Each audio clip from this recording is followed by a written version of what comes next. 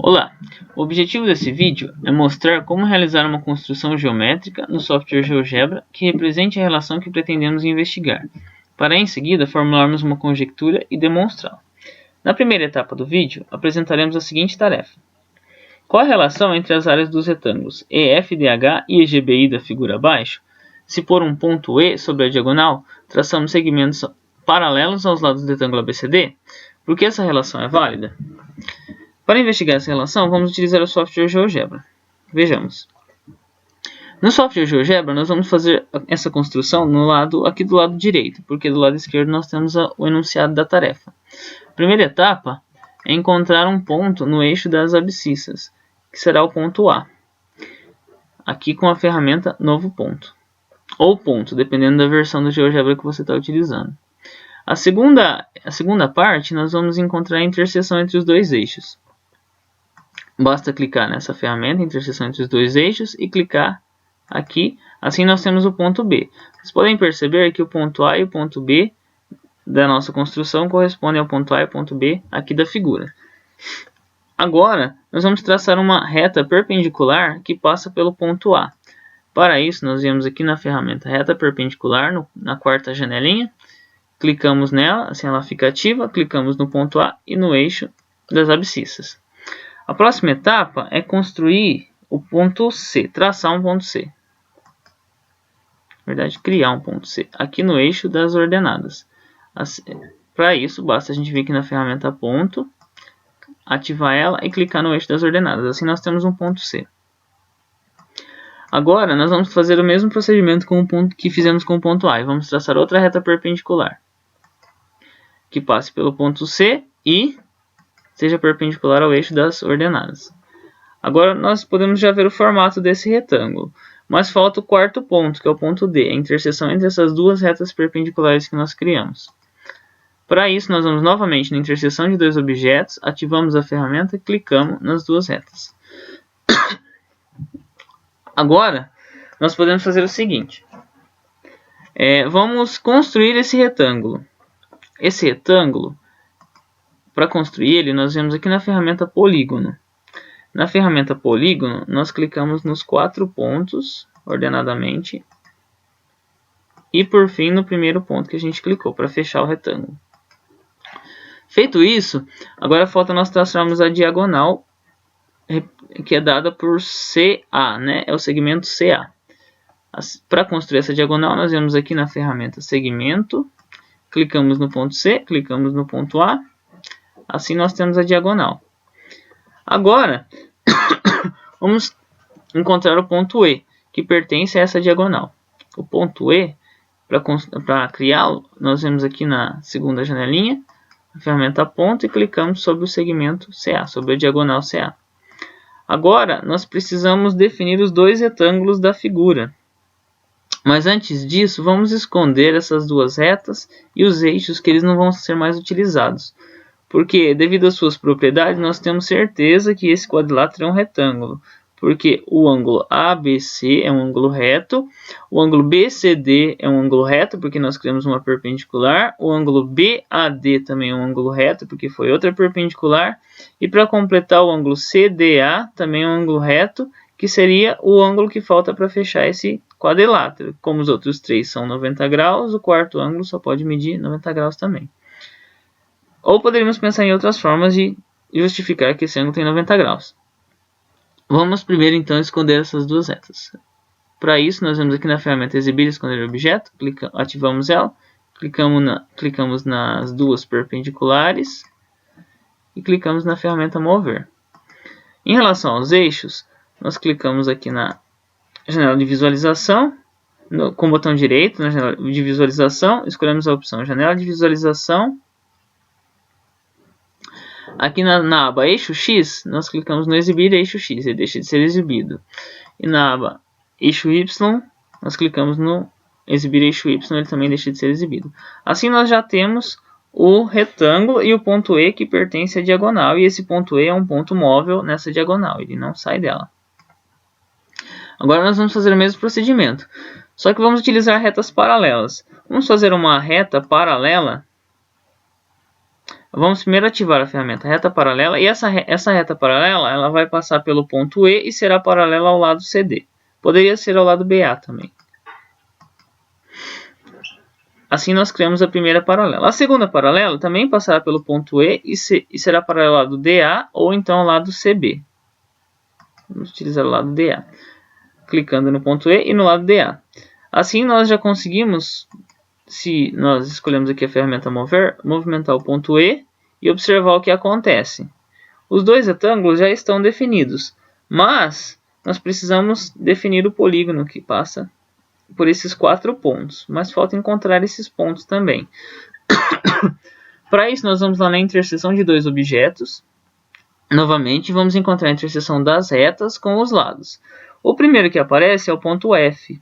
O ponto F ele é a interseção entre o lado CD e essa reta que passa pelo ponto E e é paralela ao lado DA.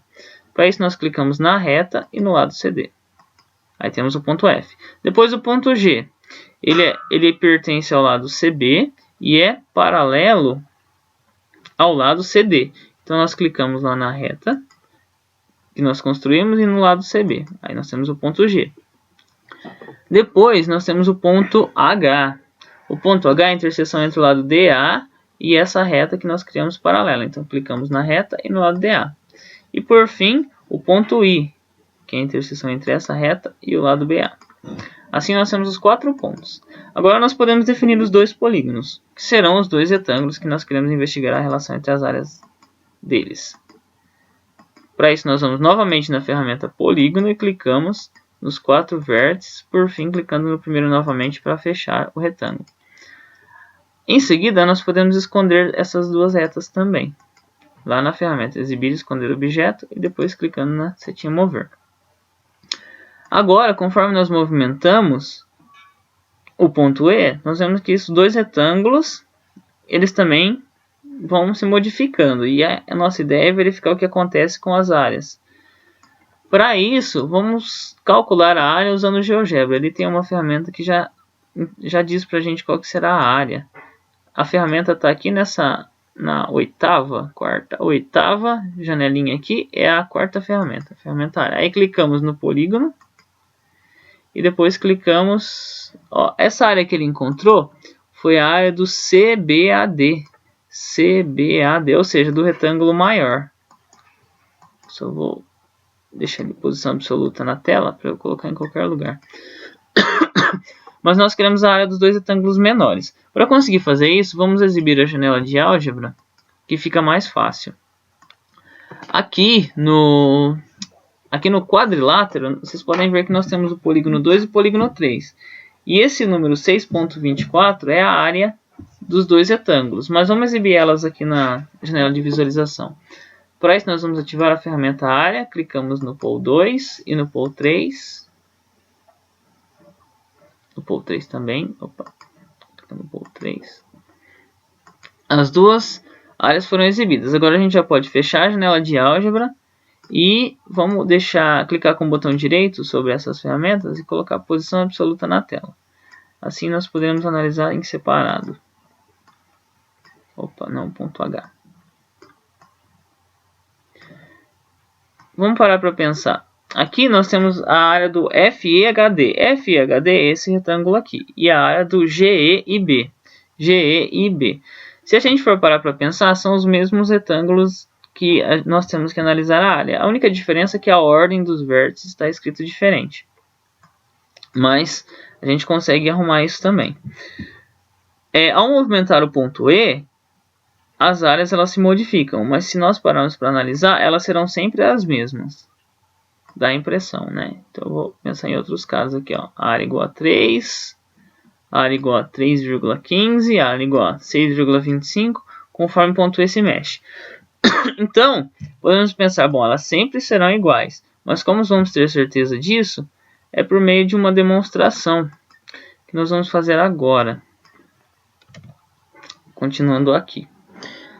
É o seguinte, nós tínhamos lá diferentes representações. Aqui são apenas alguns exemplos. Em todos esses casos que nós temos aqui, as áreas são iguais. 2,66, 2,66, 3,68, 3,68. 1,106, 1,106.